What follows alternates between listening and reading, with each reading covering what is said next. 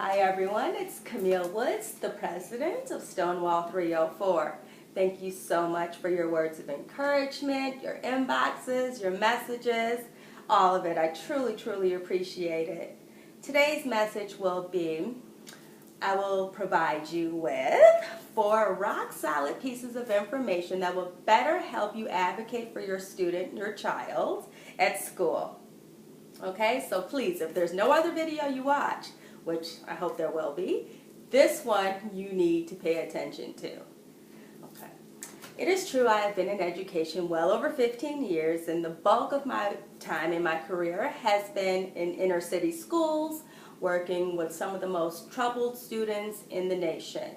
However, the parents that I advocate for and work with, they send their children to independent schools, they send their children to Catholic schools, and most of them reside in very affluent suburbs and send their children to those public schools in those very affluent suburbs. So my point is that the information I'm going to provide you with is very relevant whether you spend $25,000 a year on your child's education or if your child goes to school in the hood. Okay? So, so the first piece of advice I'm going to give you is always communicate with your child's teacher, the school staff, via email. Always do it via email. You might be tempted to call. You might be tempted to offer up or have a conversation in the hallway, a chat. Don't do that. If it's something that is important, always do it via email. That way you have a running record, documentation of the conversation. Okay? Always have communication in email. Period. The second piece of advice I'm going to provide for you is always trust your child. Always go with your child. It will be inevitable at some point, if your child has color, I'm just going to be honest, that you'll get a phone call saying that your child was a disruption, male or female. And if that happens and you're caught off guard, tell the school that you will have to call them right back. Put off that phone call with the school until you have had time to talk to your child first. Because 9 times out of 10, your child will offer up some sort of accountability, tell you what happened, and say, own their part in it. However, if you speak to the school, that rarely happens. And there is no way that a child, or very rarely does a student, act out of character to the point that it warrants a phone call home without some prior information that you are not savvy of. Okay? So you need to always communicate with your child first. As a matter of fact, this happened to me one time. I let it happen one time when Trotter was in the 1st grade, and something happened at school. The teacher called me. I listened to the teacher. Trotter, I yelled at him when he got home, and he kept saying after the fact he didn't do anything. Well, come to find out, he was right. He was right. He didn't do anything. And this is his face to this day when we speak about that situation, because he still brings it up. This is his face. Do you see how angry he is? Don't let this happen to you.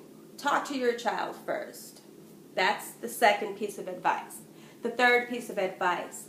Students often get diagnosed by the school with ADD, ADHD.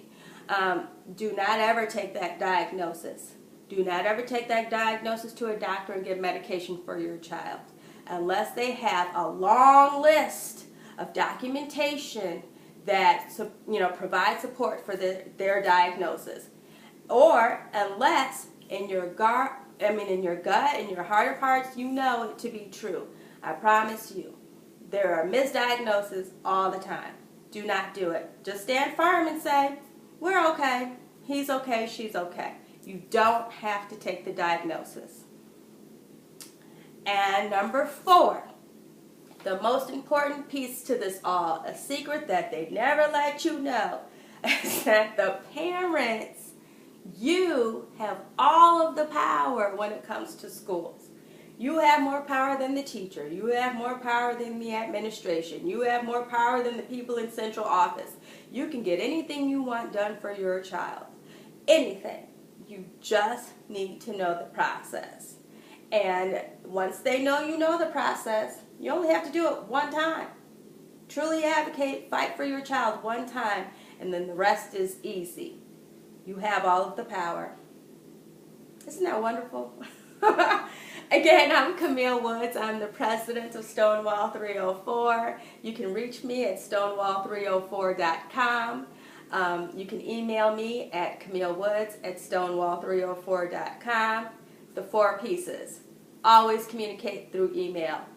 Always trust your child. Never take the diagnosis. Never.